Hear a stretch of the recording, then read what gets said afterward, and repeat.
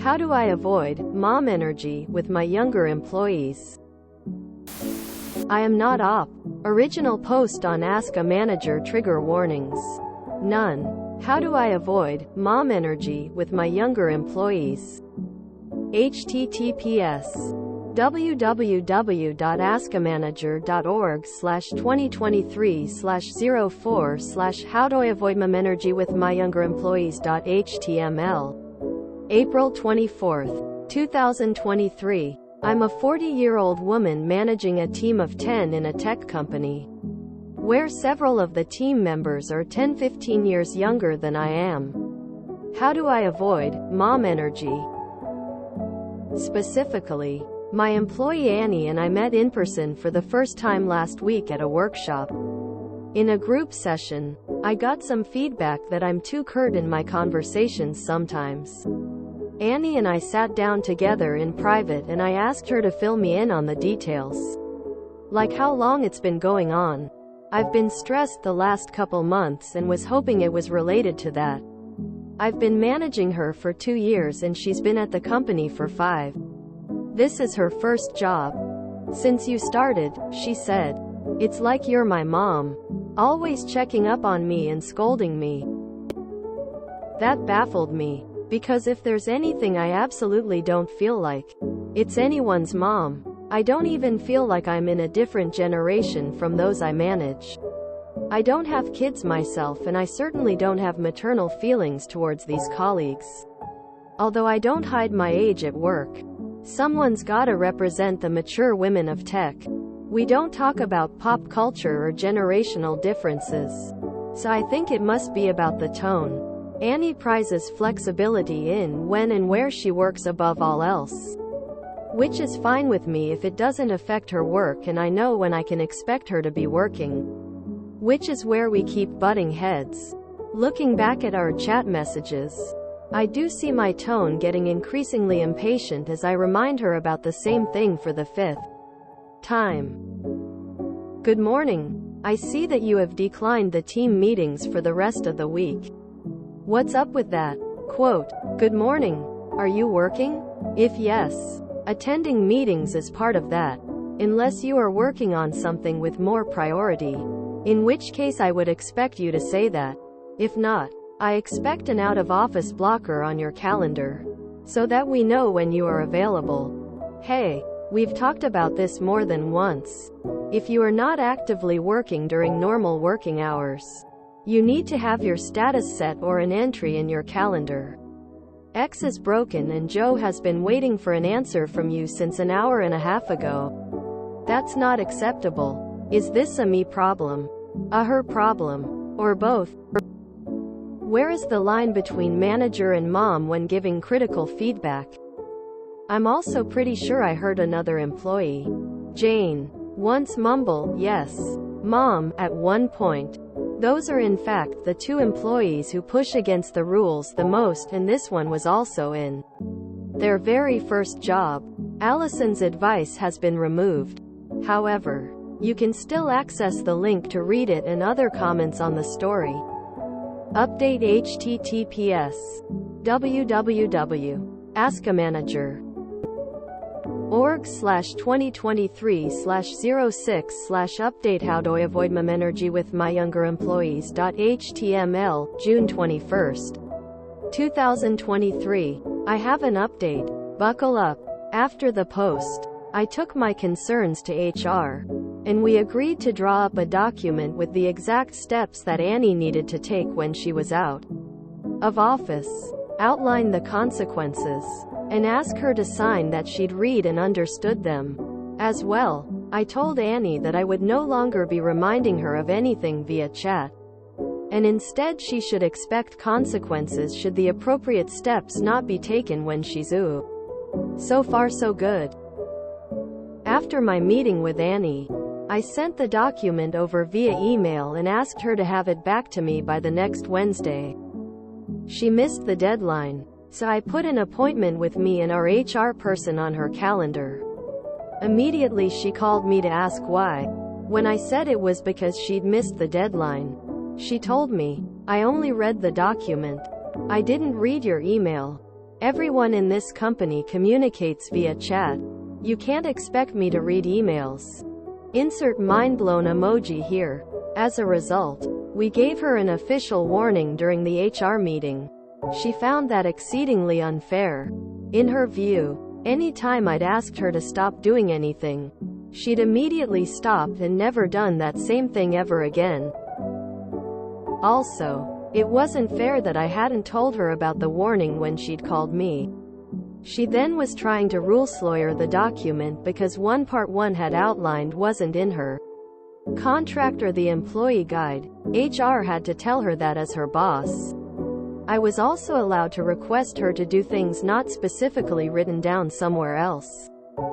She found all this so unfair that she set up an individual meeting with every manager-level member of our team and at least one of her peers, and tried to talk to the CEO, to the facilitator who had been at the original workshop, and to my boss, all this after we had explicitly told her that the way to appeal was through HR. The CEO, who was on her way to a meeting, declined, and Annie popped back with, "Well, of course you don't have time for me." The facilitator contacted me to ask what was going on, because they had the feeling that Annie was trying to manipulate them. A few hours before our regular one-on-one the next week, right after my boss had called in sick and canceled the meeting she'd put on his calendar that morning, she told me she was not in a mental state to talk to me and that she would not be attending. When I offered to move the meeting, she said she would just wait for the next one. I told her I hadn't offered skipping as an option. Annie promptly called in sick for a week and a half. When she came back, it was with a letter from her lawyer demanding that we retract the warning. Aside from accusations about retaliation on my part and saying that she'd been forced to sign the document, she also doubled down on it being unreasonable to expect her to read emails. In her version, I was laying a trap by sending the document via email, rather than spending time and money on lawyers. We offered to accept her resignation with some severance pay, which she's agreed to. Hopefully that's the end of the saga. P.S. Here's the script I used to respond to the mom thing as part of this. Thank you for your openness last time we talked. I did want to follow up with you on one piece of what you said. The mom thing. You're not a child. You are a capable adult professional. And what I am doing is managing you, not parenting you. Framing it that way undermines you. It sounds like you don't understand the difference between a manager who is setting expectations and a parent who is scolding you. It also plays into harmful stereotypes about women and authority. A woman isn't recognized as an authority, a leader, a manager. Instead, she gets called a mom. And that doesn't happen to men. I know you didn't intend it that way and didn't realize how it came across. So I wanted to flag it for you. If I told my boss she couldn't expect me to read emails, she'd buy a plane ticket with her own money and fly cross-country to murder me. Annie's in for a hell of a shock at her next job when she tries to avoid reading any emails while setting a wildly fluctuating schedule. I'm literally in awe of the lack of work ethic Annie showed here. You can't expect me to read emails. That is almost definitely contradicted in her job description. Even if reading her emails isn't in her job description, it's still ridiculous to get an email from your boss and not read it. It's borderline weaponized incompetence. This is her first job. I can tell. What deeply, utterly unprofessional behavior. Annie's been getting away with a lot. Hopefully she's due for a reality check at her next job. I feel kinda bad for actually stressing about the supposed mom tone. There was nothing motherly about any of their written communication. Annie, and I suspect this other coworker Jane, was using it as some sort of excuse or cover for their unprofessional behavior. OMG, using chat instead of email? Now email is too hard to read? Are you kidding me? Talking to her like a mom? No, that's instructions and keeping in touch and updated on work. This child needs to grow up. She's in for a shock that all jobs and managers are going to be like this. Many much worse. Sounds like she's going to have trouble keeping a job since new employers won't be reminding her of deadlines. Calls manager a mom. Acts like a child. Can't read emails? How on earth did she manage to apply for a job, arrange an interview, receive feedback, negotiate an offer, provide starting documentation, and receive a contract without using email? I'd imagine HR would need a bit more to prevent a lawsuit. But how is ignoring the expectation to read emails at work not gross misconduct? Turns out Oop didn't have mom energy, her report just had child energy. As a millennial manager, this infuriates me to no end. Oh, the mom thing was right away a red flag for me that Annie was trying to manipulate Oop. Ugh, hate employing people like that.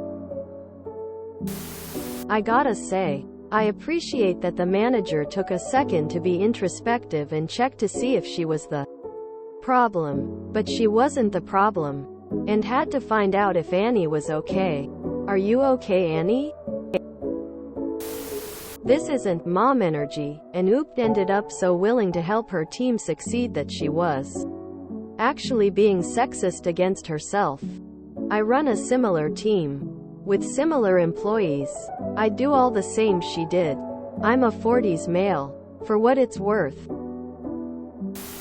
My only gripe about Allison's advice. She said to move it away from email and bring it to an in-person conversation. I get that. Look into the person's eyes so they know you're serious. But you should follow up with a written record after the meeting so the employee can't deny later that you told them this would happen. I mean, they can, but you have evidence. I wonder if it was actually from a lawyer. That letter. Retaliation in a legal sense doesn't mean you say something to someone and they didn't like it so they act nasty. It means you reported them to HR or to the government and then they tried to punish you for it. And I can't imagine a lawyer would agree with anyone that it's reasonable for an employee to not check their emails. I worked with someone like this. If it wasn't explicitly outlined in her contract, she wasn't doing it, which of course led to her throwing temper tantrums and walking out of work in protest, which led to our trips, and she was eventually fired after 3 weeks and 4 walkouts. But she didn't understand because it wasn't in the contract. Like she needed the contract to say you can't just ditch work 2 hours into your shift cause you're mad at your coworkers. I can't imagine a scenario in any job I've had where I'd try to pull this nonsense and wouldn't have just been terminated. She got severance for her shenanigans. Lol. I'm referred to as mom at work by the younger crowd. Our management, all men, think it's no big deal, and meant as a compliment, which is infuriating. Sexist indeed. As soon as I read that she said you sound like my mom, I knew this was an Ann problem, not an OOP problem. Annie reminds me of a guy the first worked with many years ago. It was his first real job. We were IT support, so dealing with customers was an all-day everyday thing for us. This guy flat out said, if someone wants to contact me they need to use email. I don't check voicemail. Sorry dude. That's not the way it works. My retaliation to an employee saying I have parent energy would probably be telling them they need to start acting like an adult then. Especially this specific employee seems childish enough to be parented by their manager. If you enjoyed this video, please check out our playlists full of similar content. Epicaricast is like doom scrolling for your ears. Please like, share, and subscribe.